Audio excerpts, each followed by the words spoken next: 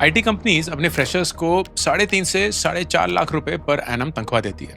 वहीं गूगल अपने फ्रेशर्स को 30 से 50 लाख भी दे सकता है। Same city Bangalore, same office address Koramangala, same traffic, same state, same सब कुछ। तो जब लोग बोलते हैं ना कि move to Bangalore for a better pay, बहुत सारे लोग उसको गलत लेते हैं। दे फील कि शहर आपकी सैलरी डिसाइड करता है, लेकिन नहीं। 5 ऐसी चीजें हैं जो आपकी सैलरी डिसाइड करती है। उन 5 चीजों के बारे में इस वीडियो में बात करेंगे। Number 1, product versus service company. जिस एग्जांपल से मैंने शुरू किया था कि आईटी कंपनी 3.5 से 4.5 लाख रुपए ऑन एन एवरेज साल की तनख्वाह देती है, वहीं गूगल, फेसबुक, अमेजॉन 30-50 लाख तक जा सकते हैं। Why would that be the case? ऐसा क्या है इन फ्रेशर्स में? नाउ यू वुड आर्ग्यू यार वो कॉलेज के टॉपर हैं, वो आईआईटी से हैं वगैरह वगैरह, but I can tell you कि बहुत सारे लोग शायद उन डिग्रीज के साथ, उस इंस्टीट्यूट्स के साथ नहीं होते हैं। The biggest difference is the kind of market that they are serving. Service companies का बिजनेस मॉडल क्या है? सो टीसीएस, विप्रो, इन्फोसिस, ये सब लोग एक क्लाइंट के पास जाते हैं और उनको बोलते हैं हमें एक प्रोजेक्ट दीजिए। वो प्रोजेक्ट उन्हें मिलता है और उस प्रोजेक्ट पे फिर वो लोग लगा देते हैं। There'll be a manager, a delivery manager, developers, customer service agent वगैरह वगैरह। Which means जब इस क्लाइंट का काम खत्म हो जाएगा तो ये सारे लोग किसी दूसरे क्लाइंट पे जाएंगे, लेकिन उस दूसरे क्लाइंट पे जो भी उन्होंने पहले क्लाइंट के लिए काम किया है वो यूज नहीं कर सकते। क्यों? क्योंकि एक सर्विस आउटफिट है। हर एक क्लाइंट की रिक्वायरमेंट अलग है। उनको कस्टमाइज सॉफ्टवेयर चाहिए, उनके प्रोसेसेस, वर्कफ्लोज बहुत अलग हैं, एंड एक कॉन्फिडेंशियलिटी एग्रीमेंट भी है। And that means every single client is a new project and starting from scratch. तो कहीं भी leverage या scale नहीं बनता है। What do I mean by leverage और scale? एक प्रोडक्ट कंपनी को लेते हैं। फर्ज करिए अगर आप गूगल में काम कर रहे हैं एंड आप गूगल मैप्स पे काम कर रहे हैं and you release a feature, instantly वो दुनिया के सारे वो यूजर्स जो गूगल मैप्स यूज कर रहे हैं एंड उस फीचर को एक्सेस कर सकते हैं, उन तक पहुंच चुका है।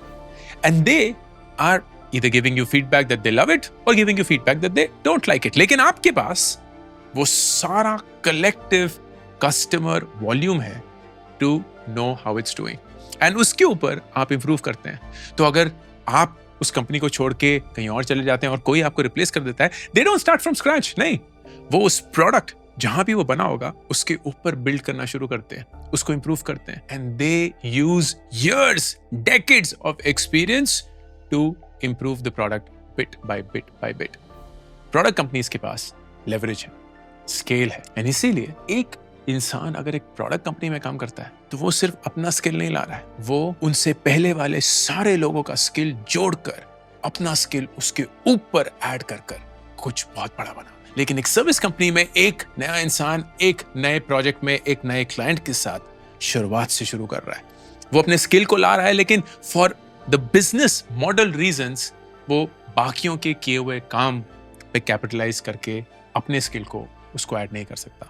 दे have to start from scratch, and that's why product companies pay a lot more, क्योंकि उन लोगों का स्किल मैग्नीफाई हो जाता है। While service companies by design can only pay up to a certain point, क्योंकि हर एक इंसान फिर से शुरू कर रहा है। डिसीजन नंबर 2, आपकी स्टार्टिंग सैलरी। स्टार्टिंग सैलरी हमारे देश में अनफॉर्चुनेटली एक एंकरिंग बायस क्रिएट कर लेती है। इसका मतलब क्या? आप सब लोगों ने जिसने मल्टीपल नौकरियां करी होंगी उन्हें पता होगा कि जब आपको अगली नौकरी का ऑफर मिलता है उससे पहले आपसे हमेशा पूछा जाता है कि आपकी सीटीसी क्या है, आपकी सैलरी स्लिप मंगाई जाती है। क्यों? क्या फर्क पड़ता है कि मैं पहले क्या कमा रहा हूँ? But no, that's not how our culture works. हमारे कल्चर में, हमारी ऑर्गेनाइजेशंस में हम हमेशा पिछली सैलरी पे एक रेज देते हैं। हम जिस रोल के लिए हायर कर रहे हैं उसके बजट को मद्देनजर नहीं रखते हुए पिछले कंपनियों के सैलरी पे आपको पैक करते हैं, and that means your starting salary actually becomes important. And बहुत लोगों को लगता है कि यार ये स्टार्टिंग सैलरी का शुरुआती अंतर ना बहुत बड़ा नहीं है, हम उसको कवर कर लेंगे।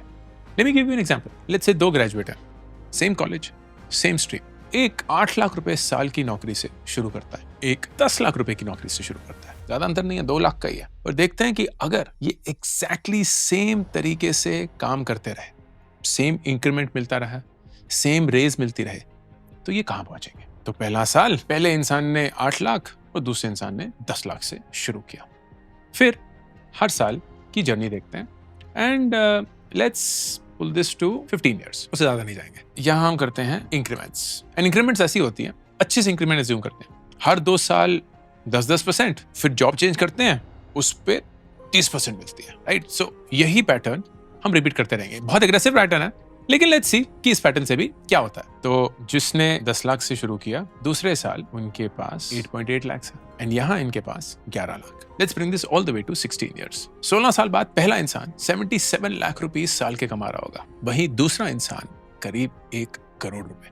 अब यहाँ भी आपको दिखेगा कि अंतर कितना है, शायद ज्यादा नहीं है, सिर्फ 20 लाख का ही है, but that's not the important bit. The important bit is cumulatively इस इंसान ने इन 16 साल में कितना कमाया, 4 करोड़ 75 लाख। वहीं दूसरे इंसान ने इन 16 साल में कितना कमाया, 6 करोड़ रुपए, 1.25 करोड़ का अंतर। वो 2 लाख रुपए साल का अंतर 15-16 साल में 1.25 करोड़ का अंतर बन गया। That is why your starting salary matters. अब मैं ये नहीं बोल रहा हूं कि आप अपनी स्टार्टिंग सैलरी अगर लो से शुरू करें तो आपकी जिंदगी बर्बाद है, नहीं। मैं ये बोल रहा हूं कि आपके लिए अगर आपके पास वो ऑप्शन है, स्टार्टिंग सैलरी नेगोशिएट करके उसको एक पॉइंट पे लाना जहां आपका CTC actually aggressive market standards के अनुसार है, इज वेरी इंपॉर्टेंट। एंड अगर खुदा न खास्ता आप वो नहीं कर पाए, मे बी आप ऑलरेडी काम कर रहे हैं, आपकी स्टार्टिंग सैलरी ऑलरेडी लो थी, या आप नेगोशिएट नहीं कर पाए for whatever reason, then you have to ensure कि आपके जो जंप्स होंगे in the 2-3 years when you are changing jobs or when you are looking for an appraisal or an increment are aggressive। तो आपको उन कंपनीज को join करना पड़ेगा जहां ग्रोथ ज्यादा है, एंड दैट्स व्हाई अप्रेजल्स अच्छे होते हैं। You will have to join those companies जहां हाइक्स अच्छी मिलती हैं, so that you get to a point, if of course your salary is the most important consideration for you, क्योंकि clearly आपकी starting सैलरी बहुत बड़ा इंपैक्ट क्रिएट करती है। Decision 3, specialist versus generalist. बहुत लोग इंक्लूडिंग मी ये बोलते हैं कि अगर आपको कोई आइडिया नहीं है कि आपको क्या करना चाहिए, जर्नलिस्ट बन जाइए, and that is let's say true advice और गुड एडवाइस अगर आपको वाकई में नहीं पता कि आपको क्या करना है। लेकिन अगर आपको पता है कि आपको क्या करना है, अगर आप उस काम में अच्छे हैं, let's say you are good with Python, you are good with sales, you are good with agentic AI, you are good in marketing, you are good in content writing, आप जितना उसमें घुसकर एक स्पेशलाइजेशन एक्वायर करेंगे, उतना ही आपको salary में premium मिलेगा। Data proves this beyond doubt. एक mid level AI ML engineer इस देश में 25 से 35 लाख रुपए साल के कमा रहा है, वहीं एक फुल स्टैक इंजीनियर एक जनरलिस्ट रोल में 12 से 15 लाख रुपए कमा रहा है। कार्डियक सर्जन विद एक्सपीरियंस 40 से 75 लाख रुपए कमा रहा है, वहीं एक जनरल MBBS 4 से 15 लाख रुपए। फाइनेंस में डेरिवेटिव ट्रेडर्स 25 लाख से 1 करोड़ रुपए कमा रहे हैं, जबकि फाइनेंशियल एनालिस्ट 5 से 15 लाख। AWS Azure के सर्टिफाइड क्लाउड आर्किटेक्ट्स 18 से 45 लाख रुपए कमा रहे हैं, और जनरल सिस्टम एडमिनिस्ट्रेटर्स 7 से 12 लाख। अब मैं ये नहीं बोल रहा हूँ कि जर्नलिस्ट बनना गलत है, मैं एक जर्नलिस्ट हूँ, तो मैं हिपोक्रेटिकली ये एडवाइस नहीं दूंगा। सो लेट्स सी कि जर्नलिस्ट किस रोल में, किस पॉइंट पे, किस लेवल पे एक्चुअली बेटर हो जाते हैं। Number 1, CEO roles। Generalist CEOs tend to earn more than specialist CEOs, क्योंकि CEO का रोल टेक्निकल या स्पेशलाइजेशन का इतना नहीं रहता। It's more about managing people, managing stakeholders, managing markets, managing customers, managing finance, and bringing all of this together through the leadership team. In general, data देखा गया है कि when you reach the CXO level, the generalist roles, even in the specialist functions, कि CFO who knows about sales and about marketing will earn more than the CFO who only and only knows about finance. लेकिन ये बात बिल्कुल clear है कि ये generalisation की वाहवाहियां जो हैं वो टॉप लेवल पे ही आती हैं। For the early part, the deeper you have, the more skills you have in a specific domain, the better it is. And that should be obvious. मैं अपने वेबवेदा के कोर्सेज में भी यही बोलता हूँ कि अगर आप कंटेंट क्रिएट कर रहे हैं, अगर आप फ्रीलांसिंग कर रहे हैं, for you to have a niche will always make you earn more than if you are a journalist. अगर आप बोलते हैं कि मैं वीडियो एडिटिंग भी कर सकता हूँ, मैं ग्राफिक डिजाइनिंग भी कर सकता हूँ, कंटेंट राइटिंग भी कर सकता हूँ, क्योंकि आपके दिमाग में तो चल रहा है कि AI के थ्रू तो मैं कुछ भी कर सकता हूँ, that will always make you earn lesser than if you go and tell somebody I am a specialist video editor for short form content. Instagram Reels, YouTube Shorts, video editing, I know better than most people. Here are proof and I can give you a sample. That will get you a premium far greater than you saying I can do everything. Decision number 4, staying loyal versus switching jobs. एक वक्त था हमारे माँ बाप के ज़माने में where staying loyal actually paid dividends.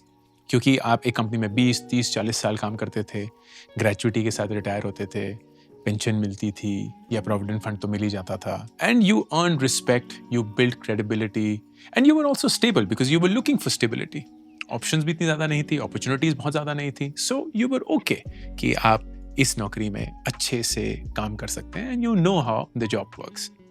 अब वो जमाना नहीं रहा, opportunities are everywhere, mobility is a big thing. Because of this, data shows changing jobs every 3 to 5 years yields better results financially than sticking to a job. क्योंकि again, the culture in our company is percentage increments. तो आपकी जो भी salary है उस पर company decide करेगी इस साल हम 10% इंक्रीमेंट देंगे, बहुत बढ़िया है, सब लोग खुश हैं, 10% तो इन्फ्लेशन को भी बीट कर रहा है। लेकिन वो किसी को लैटरली हायर कर रहे हैं फ्रॉम द इंडस्ट्री और उस इंसान को 25-30% की हाइक मिल रही है। लॉजिक नहीं है, सर पैर नहीं है। That is where the system fails. तो अगर यू रियलाइज कि यार आपकी लर्निंग रुक चुकी है, आपकी growth opportunities in this company धीरे धीरे डिक्लाइन कर रही हैं, you not getting enough quality work, आप वही सेम प्रॉब्लम्स सॉल्व किए जा रहे हैं, the quality of your problems are not improving, it may be a good time for you to move. क्योंकि अगर आप मूव करेंगे, you may in the short term give stability away but gain a lot more financially and also experience wise, क्योंकि ultimately companies देखती हैं how wide your range of experience is, what all have you done in what all domains, and what they are looking for is कि यार ये इंसान टिक कर एक चीज डिलीवर करके फिर ही मूव करता है। अगर आपने 2 साल के अंदर 5 नौकरियां बदली हैं, nobody is going to reward you or at least appreciate you। लेकिन अगर आपने 10 साल में 2 या 3 नौकरियां बदली हैं, people will be like, you know what, this person stayed long enough to create impact, and then when the impact started declining, moved. I appreciate that. इसी चीज को अगर हम डेटा से प्रूव करें तो देखते हैं क्या होता है। वही पुराने एग्जाम्पल पे चलते हैं। 2 लोग, एक ने 8 लाख रुपए से स्टार्ट किया, दूसरे ने 10 लाख से। लेट्स से कि ये जो 10 लाख वाला है ये उस कंपनी में टिका रहा, तो every year they got a 10% hike, which is not bad at all by the way। लेकिन दूसरा वाला, despite starting at a lower salary, got 10% and then they moved every 3 years to a 30% new job. How did this change things? And see the difference. ये इंसान 16 साल बाद सिर्फ 42 lakhs पे होगा, जबकि ये इंसान 77 तक पहुंच चुका है। क्यूमुलेटिव देखेंगे 4 करोड़ 75 लाख जो पहले ही थे, एंड इनके सिर्फ 3 करोड़ 60 लाख, 1 करोड़ 15 लाख का now reverse difference, despite starting at a higher salary. In fact, ये डिफरेंस इतना बड़ा है कि अगर हम इस 10 लाख को 12 लाख भी कर दें, मतलब 4 लाख या 50% का इनिशियल डिफरेंस, तब भी जाकर क्यूमुलेटिवली सिर्फ 4 करोड़ 30 लाख रुपए, एंड सैलरी अभी भी 16वें साल के बाद 50 लाख रुपए, which is crazy, right? एक इंसान जिसने 10% हर साल कंसिस्टेंटली परफॉर्म किया है is not able to beat somebody who could take jumps every 3 years. When I say this, of course, I don't mean कि loyalty does not pay off. Loyalty of course pays off and should be something that you consider. पर मेरे लिए loyalty का एक बहुत बड़ा condition है, I always experienced growth. मैं सिर्फ रहने के लिए नहीं रहा, मैं क्योंकि हर साल सीख रहा था इसलिए रहा। And there are enough and more cases.